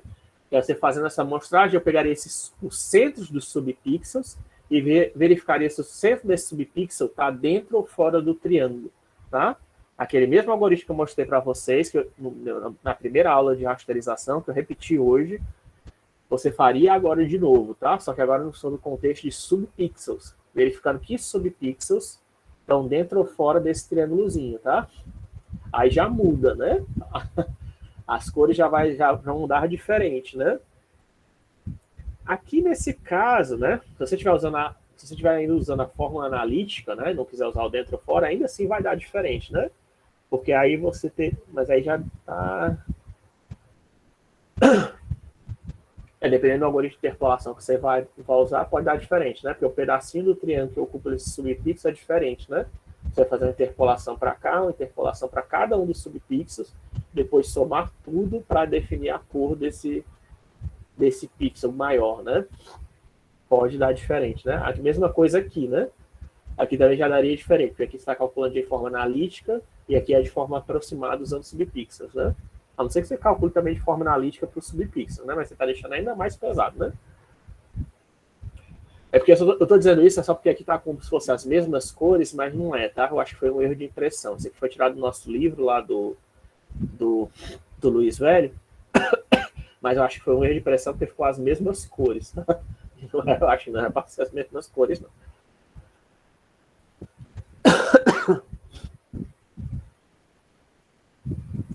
Mas a ideia é essa, tá? É você fazer uma super amostragem dividindo o seu pixel em subpixels. Pode ser quantos subpixels você quiser, tá? Podia ser só 2 por 2, 4 subpixels, tá? Eu usei 36, 6 por 6, né? Mas para esse exemplo aqui, né? Mas poderia ser qualquer outro, tá? Aí outro exemplo, né? De amostragem por área, né? É usando a função de RAR, tá? A função de RAR é essa daqui, ó. Isso aqui é uma base de RAR, tá? Quer dizer que em determinado intervalo você tem um valor constante para a função, né? Que eu já mostrei aqui outras vezes para vocês, né? Isso aqui poderia ser valores amostrais de uma função, né? Eu peguei alguns valores que pertenciam a uma função qualquer, e aí quando eu aplico a base de RAR, aquele valor que valeria só para um determinado ponto da função, ele é expandido, né? Ele assume o valor de um intervalo, né? Todo mundo naquele intervalo vai ter o mesmo valor que a função naquele ponto, né? E aí você faz isso, fica esses degrauzinhos, né? Aqui, isso aqui é uma função que foi aplicada à base de RAR, né? Um sinal que foi reconstruído com RAR, né? E aí como é que faz? Usa a função de RAR para fazer superamostragem, né? Você divide o subpixel, tá aqui, né? Subdivide cada pixel em n por n regiões, você que divide, você que define quantas regiões você quer. Você lança um raio. Isso aqui é para fazer raycasting, tá? Com RAR. E raycasting é um exemplo de amostragem, né? De um algoritmo de amostragem. Algoritmo de amostragem, lembrando, raycasting, o que ele faz? Ele divide a nossa tela de visualização em n por n pixels e lança um raio a partir de cada pixel para se interceptar com os objetos da cena. Onde interceptar com o objeto da cena, aplica aquela nossa equação de iluminação. Tá? O que aí você está para fazer a superamostragem, que é a amostragem por área, o que você faz? Aí subdivide o pixel em A por B regiões, né? E aí a gente lança um raio, agora em vez de lançar só um raio por pixel, a gente lança A por B raios para cada A vezes B raios para cada pixel, né? Ou seja, no caso ali do exemplo do slide anterior, eu lançaria 36 raios para cada pixel, né? Vê onde esses raios se intersectam, faz a média ponderada ou então a média homogênea entre todas as cores obtidas para determinar a cor do pixel, tá? Basicamente é isso. Isso já vai dar um anti-alias, ó. Você fazer isso, você já gera automaticamente anti-alias, tá? Isso aqui seria o resultado de um raycasting tradicional, tá? Para um determinado objeto.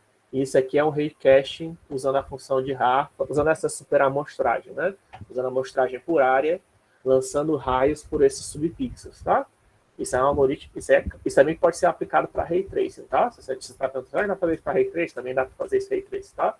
Se você fizer isso, você já obtém um anti-alias natural, tá? Não precisa nem você aplicar algum algoritmo de anti-alias em cima. Ou seja, dá para combinar um algoritmo de anti-alias com Ray Tracing, tá? Ray Tracing é um algoritmo de amostragem por linha, né? Considerado. Eu acho que eu coloquei lá. Por linha, né? É por ponto, né? Na verdade. Eu considerei. Mas, né? Por ponto. Mas nesse caso aqui eu estaria transformando em área, né? Por que está transformando em área? Não é por ponto, porque eu estou pegando o pixel e estou dividindo ele em subpixels, tá? Por causa disso.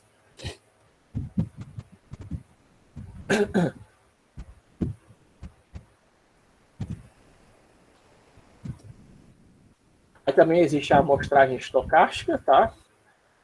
Essa é um exemplo, né, do que você poderia fazer.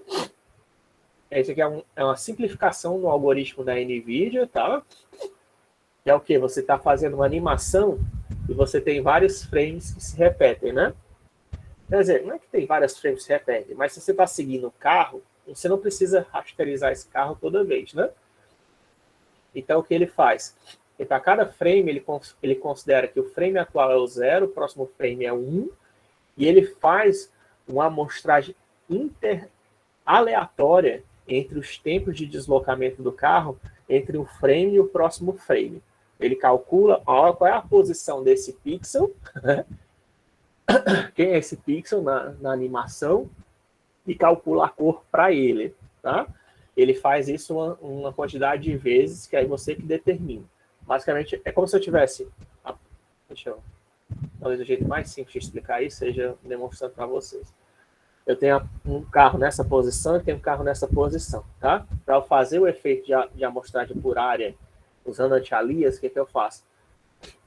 Eu, em vez de fazer calcular o carro nessa nova posição, eu sorteio valores aleatórios intermediários entre essa posição inicial e essa posição final, e eu faço a média dos valores dos pixels que eu obtive sorteando aleatoriamente entre a posição final e a inicial e a final. Tá? Isso vai fazer um efeito chamado de amostragem estocástica. Eu sei que parece ruim, realmente é ruim, tá? Para obter um negócio, para ficar realista, certo? Você teria que usar uma quantidade grande de frames. Se vocês pegarem o paper da NVIDIA, vocês vão ver que ele usa. A ideia é o quê? Se a minha câmera está focada no carro, né, está seguindo o carro é como se ele estivesse estático, né? Para a câmera, ele está sempre na mesma posição. O que vai alterar? O que vai alterar é o background. Esse background, ele tem que sofrer um efeito de blur, né? Porque está indo muito rápido, eu estou focando a minha câmera em cima do carro, né? Só que aí, o mais interessante, né, na verdade, são as bordas, né? Certo? Porque se eu estou focando a minha câmera no carro, o pixel que eu estou lá vendo verde ainda vai ser verde no próximo frame, né? Então, mesmo que eu sorteie aleatório, vai ainda continuar pintando de verde, né? Tá? Mas nas bordas, não, tá? Nas bordas, o que vai acontecer? A cor da que está próxima às bordas vai se alterar dependendo da posição da minha animação. Fazendo a média das cores dessas bordas e fora das bordas também, vai gerar esse efeito de blur natural, tá? De acordo com a animação. Isso é usado para a NVIDIA para fazer um efeito chamado de amostragem estocástica, né? Que é também um exemplo de amostragem por área, né? Ou talvez espacial, né? Porque está usando a dimensão de tempo, né? Para fazer essa amostragem.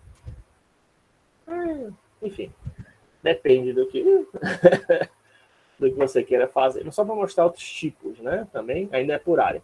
Aqui é a amostragem analítica tradicional, tá? E isso aí é velho, tá? Foi quem fez isso, foi o Catmull Clark, é o Edwin Catmull, que criou a Pixar. Foi o primeiro que mostrou isso. Mas você pode ver, ó,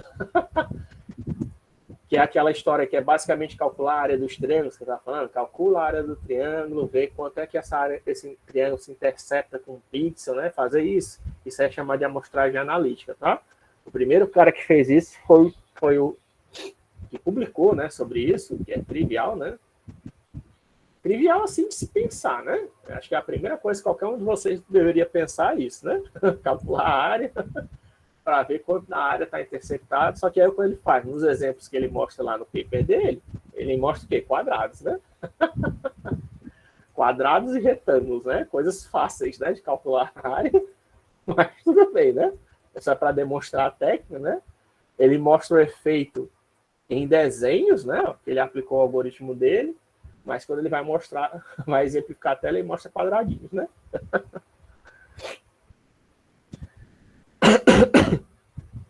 Mas a ideia é você calcular a área e ver se um objeto está por cima do outro para saber quais são as cores que você vai pintar um pixel, né? Porque, por exemplo, nesse pixel daqui, ó, que eu vou marcar aqui agora, ó, tem dois objetos nele, né? Ó. Então você vai ter que calcular a área, qual a área do objeto que está dentro desse, para calcular a cor do pixel, né? Desse objeto.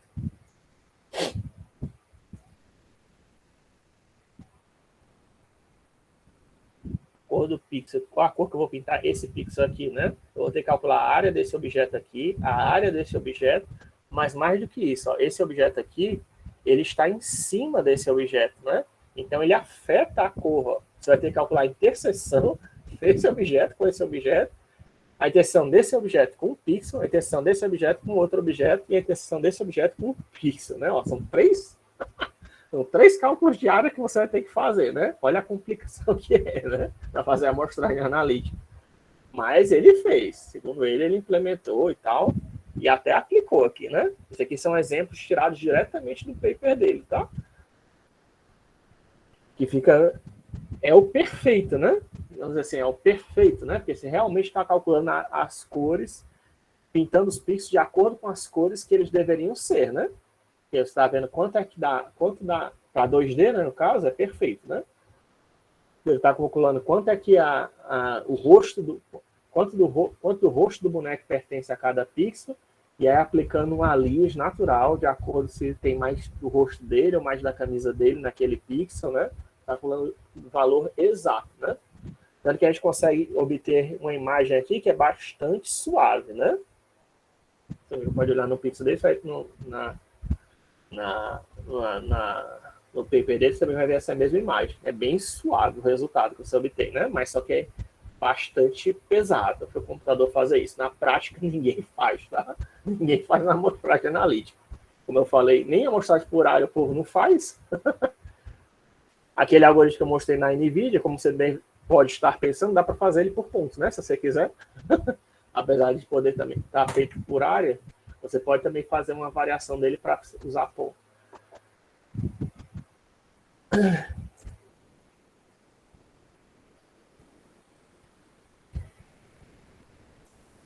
E esse aqui é o que na prática o pessoal faz, né? Que é aquele que eu falei... Eu já falei, né? Para vocês, só que eu não mostrei agora, está mais claro. É o A-Buffer, é um desses algoritmos de amostragem por área. Que você pega, ó, o pixel, isso aqui é esse, ele está demonstrando aqui, ó, esse pixel daqui, tá? Meu Deus, cara. Que horas são, hein? Ih, já estamos passando a aula, né? Mas é o último, né? Só para a gente acabar aqui. É aquele que eu já estava explicando para vocês.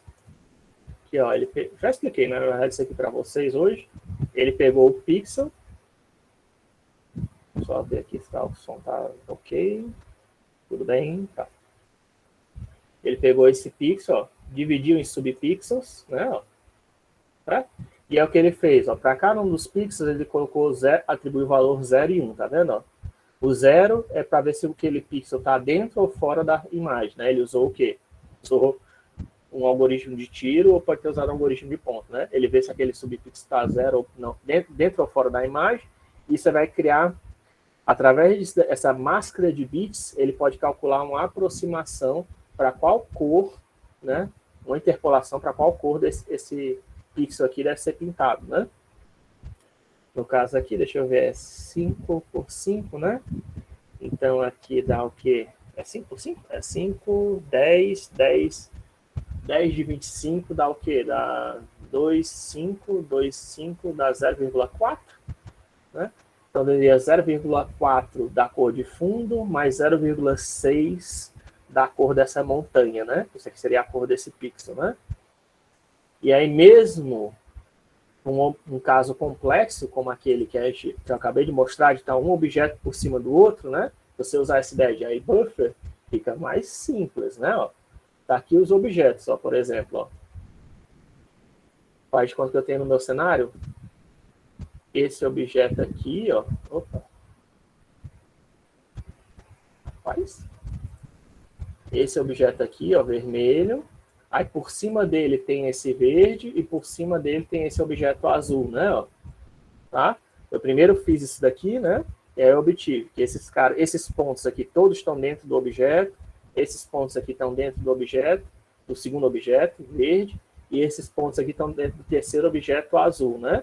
Agora eu sei que esse objeto azul está por cima do verde, e o azul e o verde estão por cima do vermelho. Aí eu quero pintar. O que eu faço, né?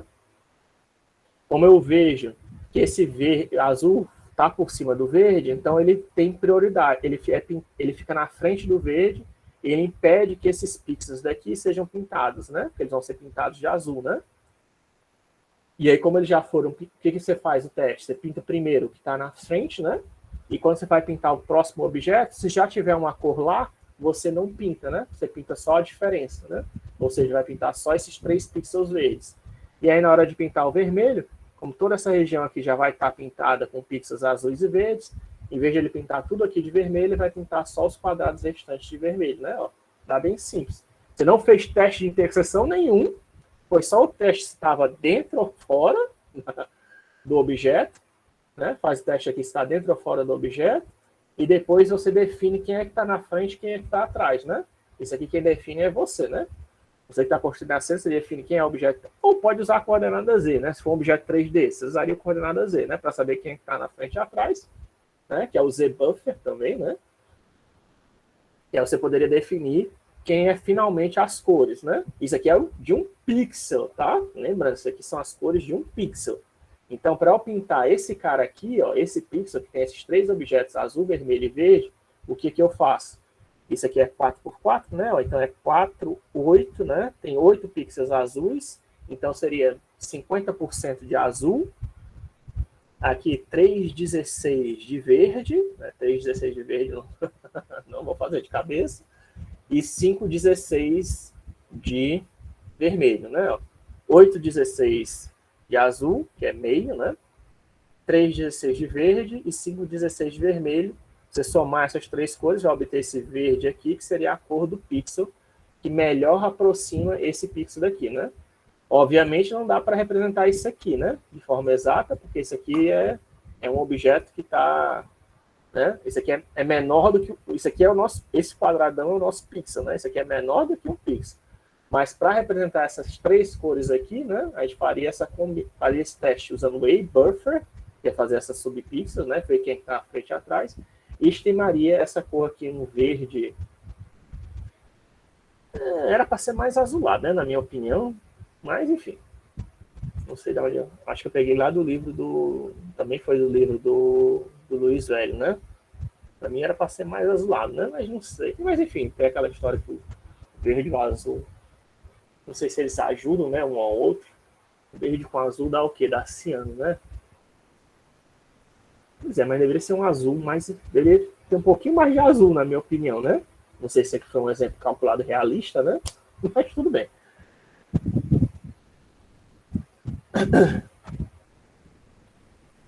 Certo? Mas essa é a ideia da amostragem por área, tá? Então, isso aí já acaba a rasterização, tá? Encerra. Né? Se tiver alguma dúvida, vocês podem perguntar na próxima aula, porque agora já está passando muito, já tem que ir para outra aula, tá? Mas isso encerra a rasterização. Na próxima aula, segunda-feira que vem, a gente vai falar sobre imagens, tá? Vamos falar agora sobre processamento de imagens. A gente vai falar daquelas outras matrizes agora para fazer processamento de imagens, que são os kernels, né? Aí vamos falar sobre as propriedades de imagem, propriedades de dispositivos, densidade de pixels, né? Alguns outros conceitos para vocês aprenderem sobre processamento. Vamos falar sobre processamento de imagens, né? A partir da aula de vem. Isso é que eu queria mostrar para vocês de rasterização. Basicamente é isso, tá? Rasterização é qual cor eu vou pintar um pixel, né? E aí eu posso ter elementos que são maiores ou menores que o pixel, e aí eu vou usar ou a área, ou as linhas, ou o ponto. Você pode, né, pegar um objeto e tornar ele em pontos para fazer a estimativa dessas cores, né? Todo objeto dá para fazer isso, né? Aquele liga os pontos, né? Dos objetos, que é aquela atividade que a criança faz, né? Você pode, né? Encher um objeto de pontos e aí fazer uma estimativa a partir dos pontos. Ou você pode usar linhas e fazer uma estimativa a partir das linhas, que é o mais usado, tá? Como eu falei para vocês. A terceira maneira seria você usar a área, né? A partir da área, fazer uma estimativa de qual é a cor. Pode ser usado, tá? Mas é muito raro usar a área. O mais comum é usar linhas para fazer essa estimativa. E dá, tá? Você fazendo a estimativa das linhas, eu faço a estimativa das linhas, agora para eu poder preencher o interior, basta fazer uma interpolação linear ou bilinear para preencher o interior daquele objeto, seja no espaço 3D ou 2D, tá? É assim que o pessoal faz. Faz a rasterização das linhas, depois preenche, né, o interior das linhas usando interpolação, né? É mais rápido que fazer a amostragem por área, tá? Fazer isso. A não ser que você faça use A-Buffer, né? Mas aí o A-Buffer é aquela história. Não sei se tiveram essa noção, mas para mim é meio que um cheat, né? Você não está fazendo. Você está fazendo cálculo de área, tá? Mas você está fazendo a cálculo de área usando os quadrados, né? E o objeto não tem formato de quadrado, né? Que você está estimando, mas tudo bem, né? Enfim, é um chute, né? Uma estimativa, né? É uma amostragem, né? Você faz a amostragem, não precisa ser exata, né? Ainda mais para a gente de computação, pode ser só um chute.